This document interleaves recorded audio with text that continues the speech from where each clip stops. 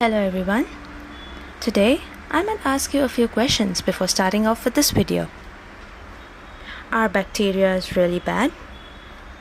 Human growth is caused by cells getting larger. Or let me ask you that are seeds and eggs not living things? Yes, these are certain doubts that a student have. Hello everyone, my name is Malika and today we will be learning about the problems faced by a science teacher. Science education is essential for shaping our society by teaching students to think critically and solve problems while understanding our natural world. However, science teachers often face two main challenges. One, the students holding wrong ideas, and two, not having enough resources. Before we delve in deep in these two topics, we should know that science is essential for human welfare, but its application must be tempered with wisdom.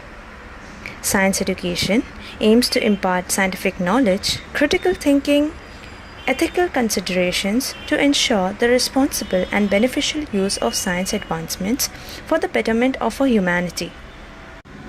Teachers are very important in helping all the kids to do well in their studies. For example, a teacher helps a struggling student understand maths concepts, leading to improved grades and academic performance. In the early 21st century, science educators faced many challenges. Hence, a teacher must know the 21st century skills. For an example, science teachers in 21st century skills must navigate new technologies, exchanging curricula, and diverse students' needs. Teachers must also understand and support adolescent learners while adapting their teaching methods to meet their individual needs. For example, a science teacher uses hands-on activity and visual aids to help the students who is visual learner better grasps complex scientific concepts. Some difficult problems in science education includes finding suitable textbooks and resources for classrooms, as well as preparing for training science teachers. A school might be facing budget constraints, making it difficult to purchase updated science textbooks and lab equipment. Hence, a science teacher attends workshops and professional development sessions to enhance their teaching skills and keep up with the latest scientific advancements. What do you understand by alternative conceptions? Alternative conceptions is nothing but misconceptions or preconceived notions refer to students' existing ideas and beliefs about science concepts that may differ from scientifically accepted explanations. These alternative misconceptions can pose challenges for the science teachers in terms of students' learning and conceptual understanding. So the alternative conceptions, that is also known as misconceptions, are the students' pre-existing ideas. For example, I had asked you 3 questions before starting with the video. Here are some more examples where a student might ask or believe that the earth is flat, or maybe heavier objects fall faster than the lighter ones. These misconceptions can hinder their ability to understand scientific principles correctly. Let's take a small example where a teacher is about to teach gravity. A teacher may encounter a student who believe that the heavier object falls faster. But the teacher needs to identify this alternative conception and explain the principle of free fall to correct this misconception. Constructive teaching. It is an approach where educators actively engage the students in constructing their understanding of concepts. It also involves the student-centered activities, critical thinking, hands-on learning experiences. For instance, instead of just lecturing, a science teacher may use interactive experiments, group discussions, and problem solving to encourage active learning and deeper understanding. Let's take a small example. In a biology class, the teacher might conduct a group project where the students research and present on different ecosystems. This approach allows the students to construct knowledge collaboratively and develop deeper understanding of ecological concepts. Multiplicity of ideas refers to diverse perspectives and interpretations students bring to the classroom.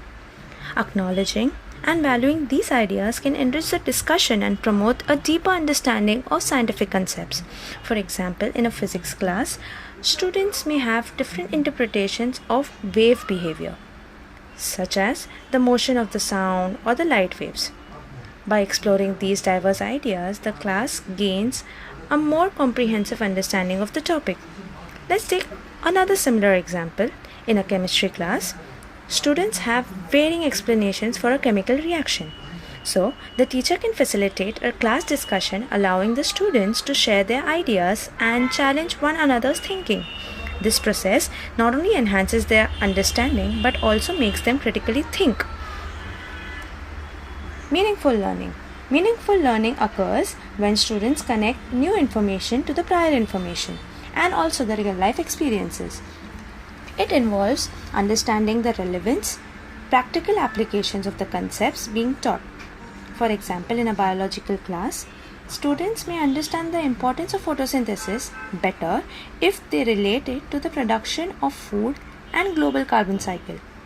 Let's take one more example where in a physics class, a teacher may use real-life examples such as motion of the objects in daily activities in order to help the students grasp the Newton's law of motion and their applications.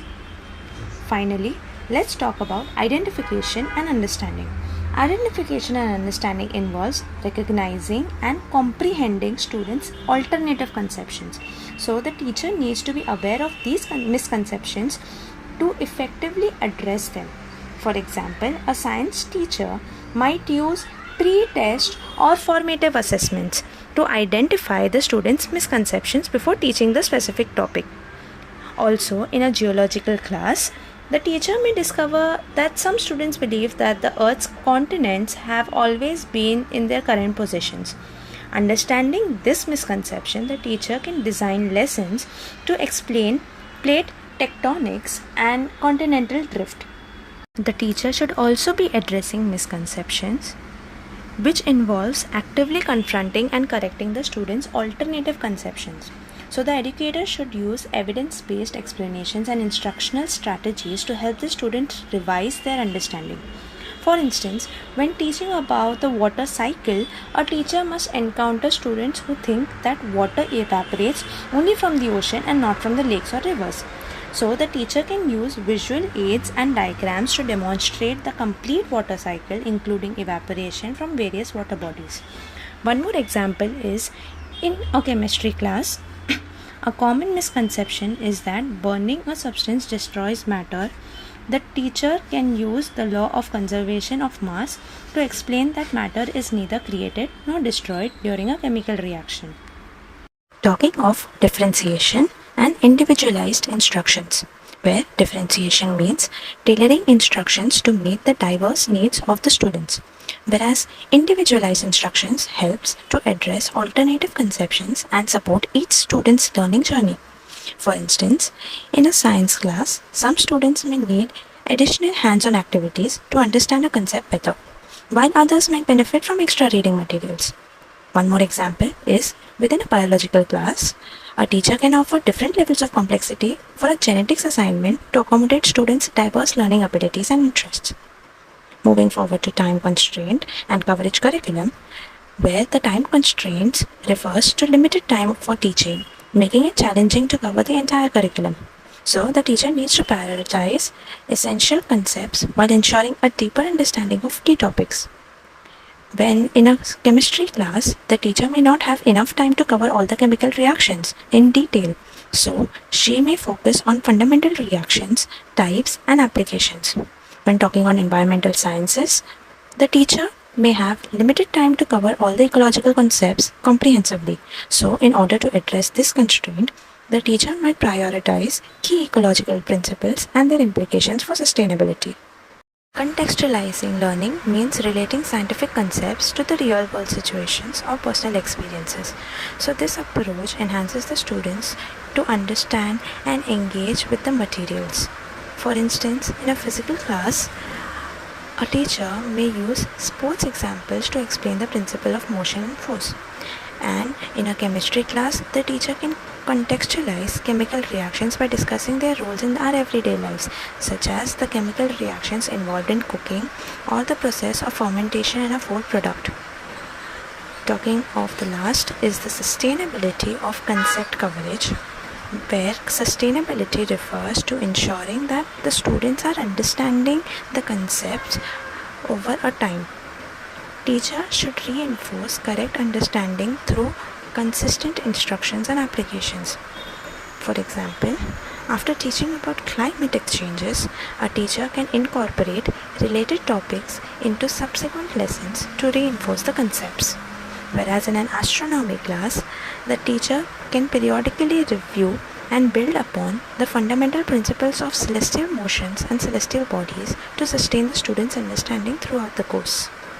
Now, this misconception is also known as alternative conceptions, which are significant concern in science education, particularly from a constructive perspective. So they refer to false or inaccurate understanding of the science concept stemming from oversimplifications, misinformations, or intuitive knowledge misapplication.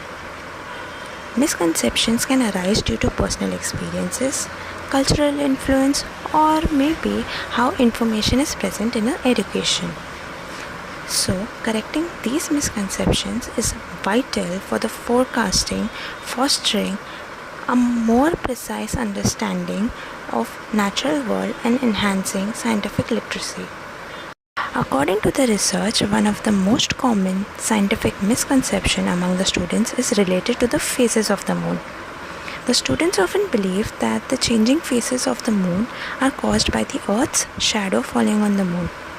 They may think that during a full moon, the Earth casts a shadow on the moon, causing it to appear completely dark, and during a new moon, the Earth does not cast any shadow, making the moon fully visible. Here, the problem that is faced by the teacher is when the students hold this misconception, she struggles to understand the actual cause of the moon's phases, which is the changing position of the moon relative to the sun and the earth. So, addressing this misconception becomes essential to ensure the students that a correct understanding of celestial phenomena. So, the solution implemented by the teacher can be to address this misconception by employing several strategies.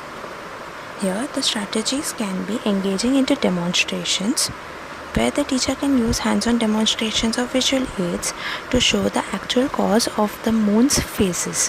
For example, using a lamp to represent the sun, a globe to represent the earth, and a small ball that is representing the moon. The teacher can now demonstrate how the changing positions of the moon is relative to the sun and the earth that results in the different phases. She can also use interactive media where using simulations or educational videos to visually demonstrate the phenomena. These tools can provide a more immersive, interactive experience for the students, helping them to grasp the concept better. She can also use questioning and discussion methods where she can engage the students in discussions and encourage them to question their existing understanding.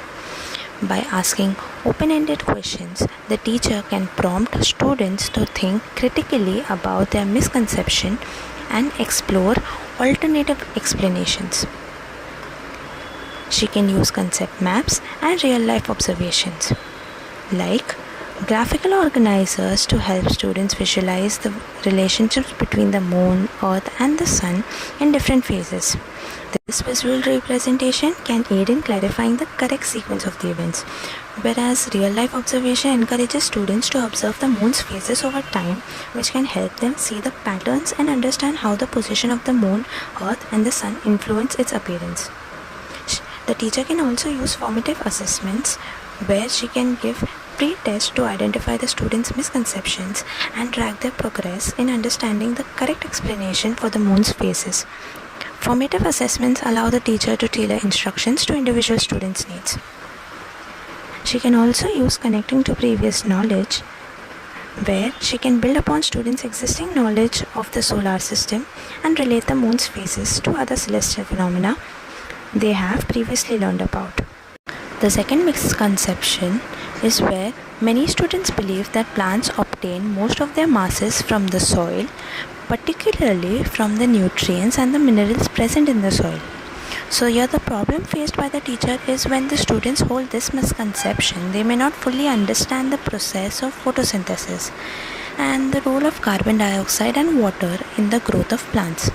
So this misconception can hinder their understanding of plant biology and how plants are using sunlight to produce their own food.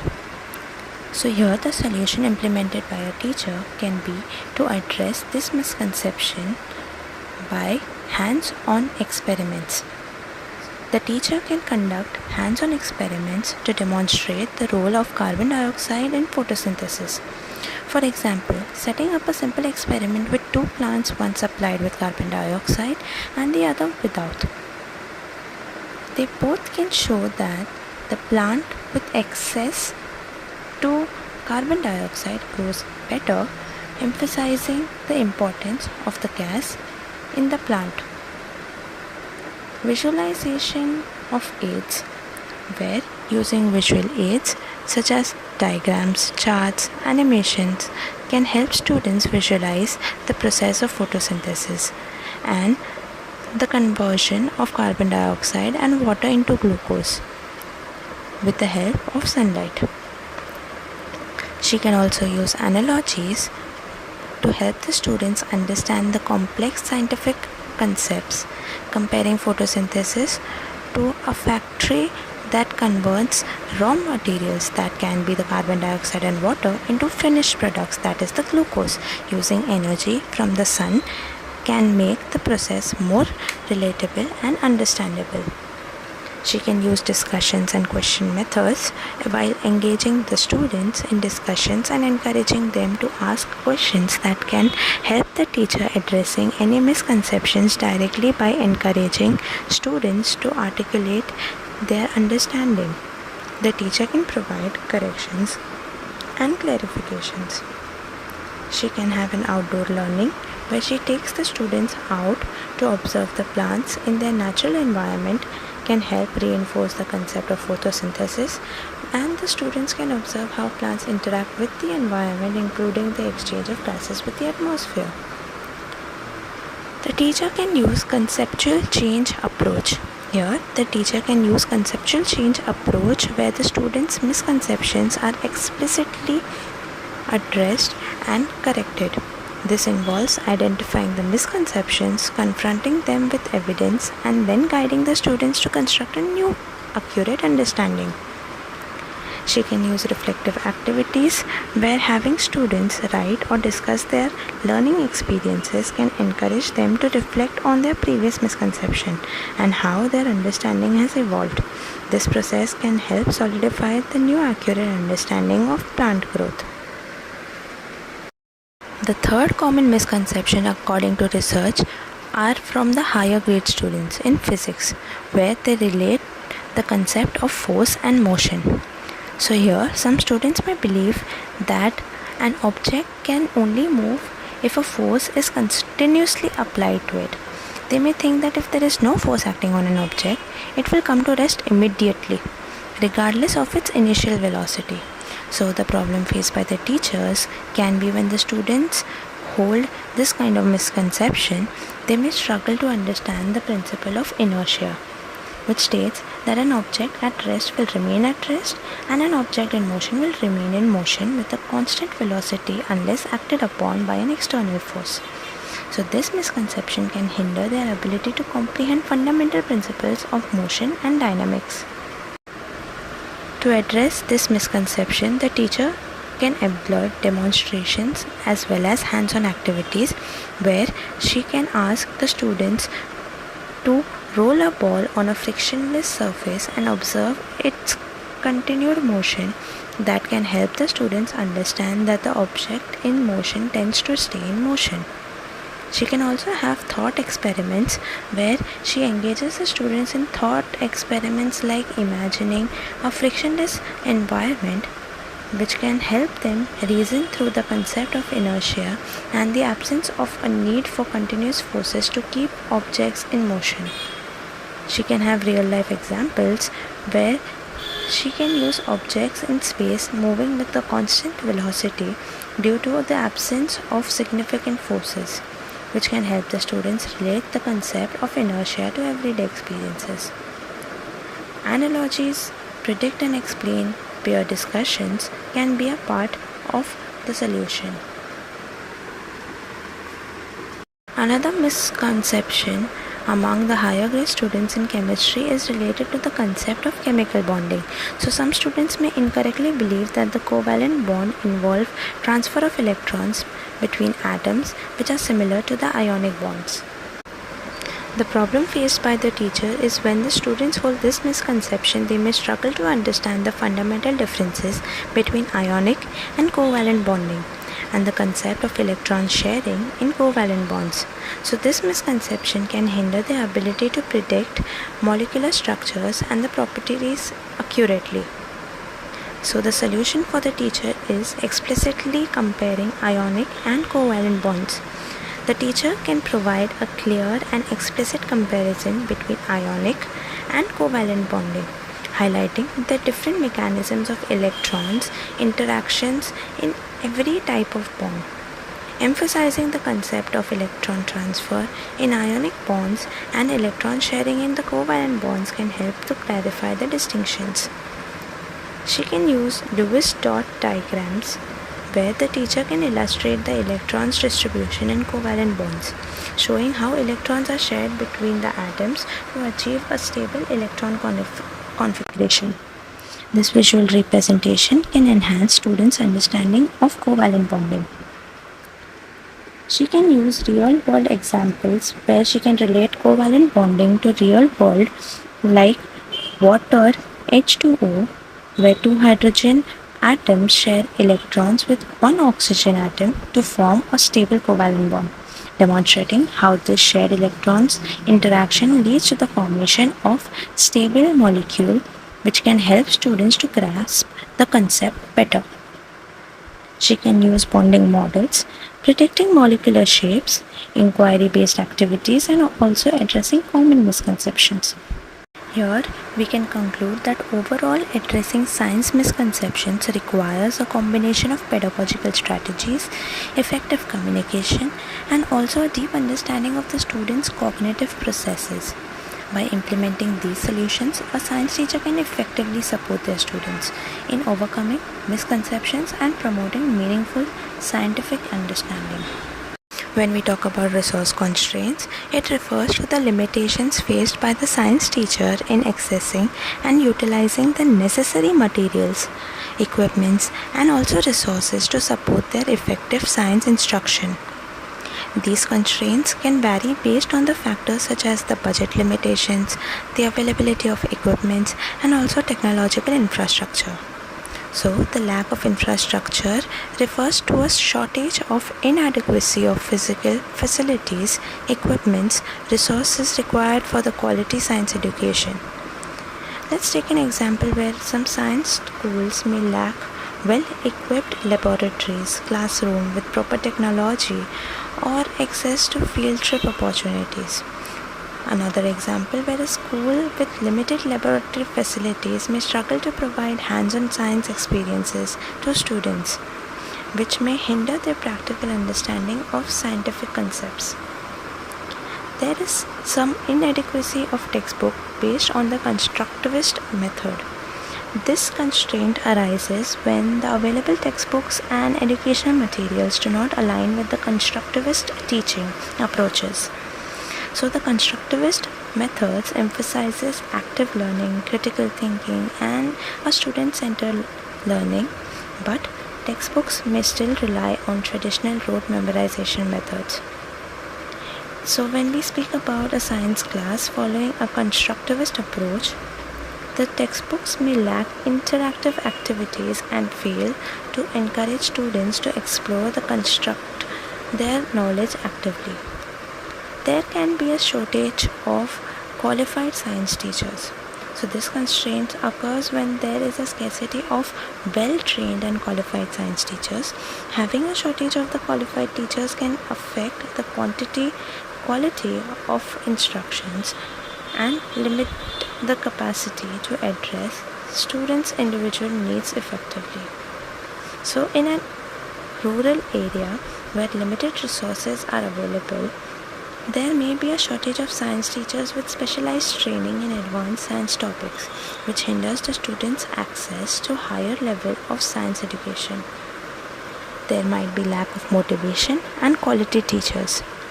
This also refers that lack of teachers who are motivated, passionate about teaching, and committed to professional development. So without motivated and quality teachers, students may not even receive the best possible learning experience and other opportunities for growth. For example, if a school is facing a teacher turnover and low staff morale, may struggle to maintain consistent and high quality science education, which leads to a decline in students' interest and performance in science. They may also face financial limitations, which is the constraints in funding and budgetary resources available for science education. Insufficient funds can limit investments in infrastructure, technology, teaching materials, professional development, affecting the overall quality of the science education. So when a school with limited funds may be unable to purchase new science textbooks, updated laboratory equipment, or provide training opportunities for teachers, limiting the scope of effectiveness of science education. There might be limited available materials. This constraint involves the scarcity of materials and resources needed for conducting experiments, practical activities, or providing hands-on learning experience. So the lack of materials can hinder students' access to valuable learning opportunities. Technological limitations, where the technological limitations refers to the constraints related to the availability of accessibility of technology in the classroom. Insufficient technology infrastructure can limit the use of digital resources, educational softwares, and online tools, reducing the potential for technological enhanced learning experience. For example, a school without sufficient computers or internet connectivity may struggle to integrate technology effectively into the science lessons, hindering students' exposure to interactive simulations and digital resources. Now, talking of resource sharing conflicts. Resource sharing conflicts arises when there is competition or limited access to share resources among the different teachers or maybe different departments within a school. So these conflicts can lead to difficulties in scheduling and accessing necessary materials, equipments, or facilities. Furthermore, professional development programs can provide science teachers with strategies for adapting instructions to resource constraints, making the most of available resources, and utilizing technology effectively in resource-limited settings. By maximizing the impact of available resources and seeking innovative solutions, a science teacher can provide meaningful and engaging science education despite resource constraints. Thank you so much for listening patiently. I hope this video has helped you clear your misconceptions and will help you to clear your students' misconceptions. See you again next time.